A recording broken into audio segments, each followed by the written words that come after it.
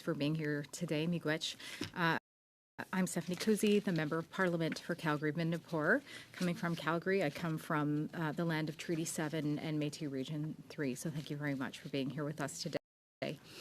My first question, Madame Wilson, is why isn't the Minister of Indigenous Affairs here today? The committee unanimously agreed and to invite her to come. Why isn't she here today? I didn't have an opportunity to have that discussion with her, so I'm not quite aware. You'd have to ask her. Yeah. Okay, thank you. The AFN told this committee that they believe most of the contracts for the government's Indigenous procurement program have gone to shell companies. Do you believe that they are correct? So I heard the testimony that was provided by the AFN Regional Chief Joanna Bernard, I believe, and I have a great deal of respect for her. We've actually reached out to AFN to try to corroborate some of the evidence and testimony they provided. We haven't quite received a response to the notion of shell companies and their numbers there, nor the 1%. So we'll continue to work with them, and hopefully they'll have more information for us. Okay, so from your response, I'm sensing that you feel that perhaps their response, the information they provided this committee requires further information from your department. Would that be the best summary of your response, would you say? I would say that we do not have any evidence, at least from our perspective, as to the numbers that were provided. No evidence of the data points that were provided. Okay, thank you very much. Do you conduct audits regarding compliance with Indigenous procurement rules? We do indeed provide audits, and I might ask Jessica to speak to our pre-audit, post-audit, and random audit process. Thank you. Thank you very much. The procurement strategy for Indigenous business requires 3 specific types of audits. A pre-award audit, which is mandatory for contracts that are over $2 million and voluntary otherwise. Discretionary audit, which can be requested by either Indigenous Services Canada or the client or the contracting authority, and post-award audits, which are done at the request of the client or Indigenous Services Canada. So then how many audits has the department conducted to this date, please? So this year, I can confirm, well, since December 2023, we have completed 19 pre-award audits, and we have 12 post-award audits currently underway. And could you please share with the committee on which companies did you conduct the audits, please? The pre-award audits. But which companies specifically would be listed under the pre-award audits? If you can just give me a moment. Certainly. Please.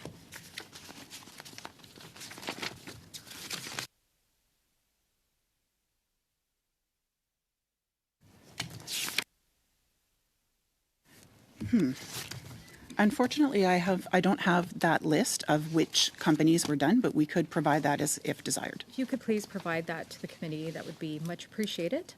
I wanted to go now specifically to the ArriveCan issue and the abuse of joint ventures. Its relationship to Indigenous contracting. As I'm sure you're aware, Dalian is a 2-person company that qualified as Indigenous. It formed a partnership with Coradix, and that partnership was able to obtain contracts under the Indigenous procurement set-aside, even though Coradix has a substantial number of employees. And Dalian effectively has just the 2 partners. Dalian struggled to answer simple questions about the work they actually completed, and it would seem that Dalian is there to allow the non-Indigenous company, Coradix, to obtain opportunities meant specifically for Indigenous businesses, which, as I understand, is the objective of the program. In your opinion, do you see what happened in the case of ArriveCan as being an abuse of the program? I don't have a personal opinion on that actual question. I'm following it like everyone else in terms of the audit, the Auditor General, and so. Yeah. Okay, so the department would this potentially be one of the current audits of the department? Okay, got it. So we no longer have Dalian and joint venture companies with Dalian on the Indigenous Business Directory, nor do we have any contracts with Dalian or Coradix. They were suspended on March 12th from the Indigenous Business Directory due to questionable factors being raised in the media, here in committee sessions, and in fact, PSPC announced their suspension more broadly around the same time. That's. Would you be able to indicate as to if Mr. David Yao was involved in the designing of the program itself? We are not able to confirm whether that fact. I do understand that there was information provided by Mr. Yao. I can confirm, however, that when the PSAB, as it was known at the time, was put in place, there was extensive consultation with many stakeholders, and it's possible that Mr. Yao, as a business owner, could have been one of them. Thank you very much, Chair. Thank you, Miigwech. Sorry, Mrs. Atwin, please. Thank you very much, Mr. Chair. Excuse me, and thank you very much for our witnesses being with us today. Right off the top, how does Indigenous Services Canada verify the eligibility for Indigenous businesses on the directory? Can you walk us through that process?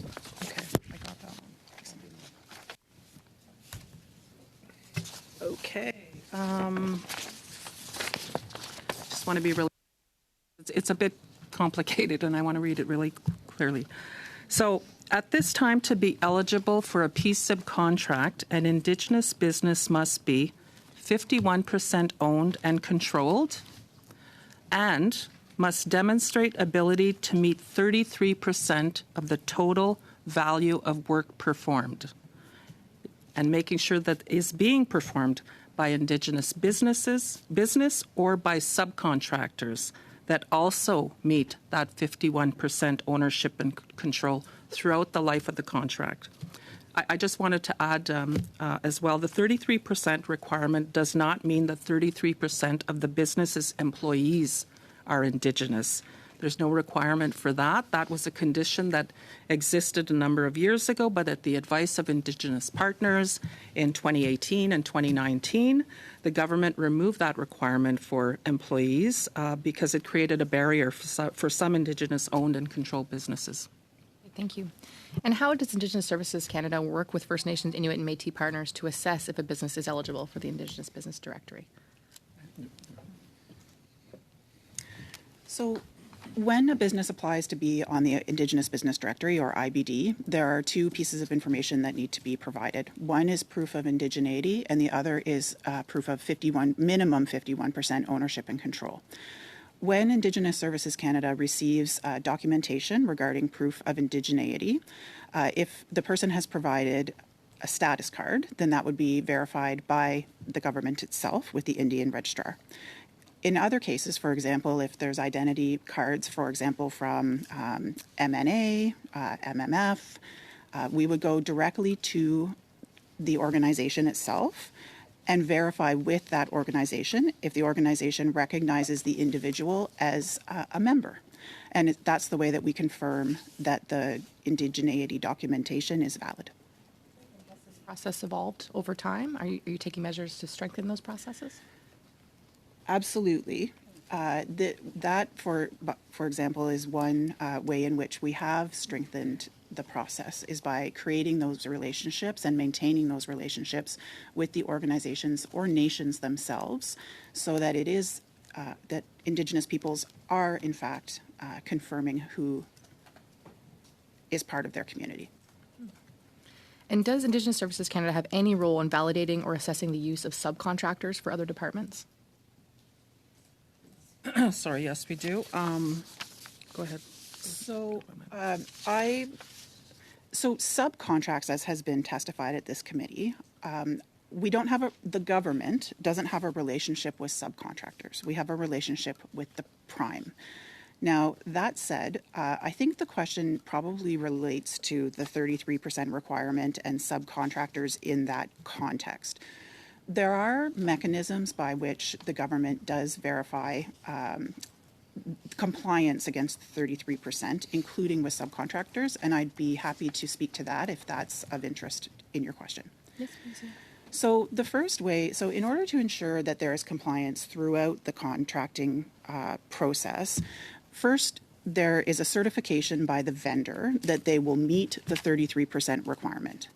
Second, that is actually put into the terms and conditions of the contract, and those terms and conditions have to flow from the prime to the subcontractors. So that requirement is also in the subcontracted contracts.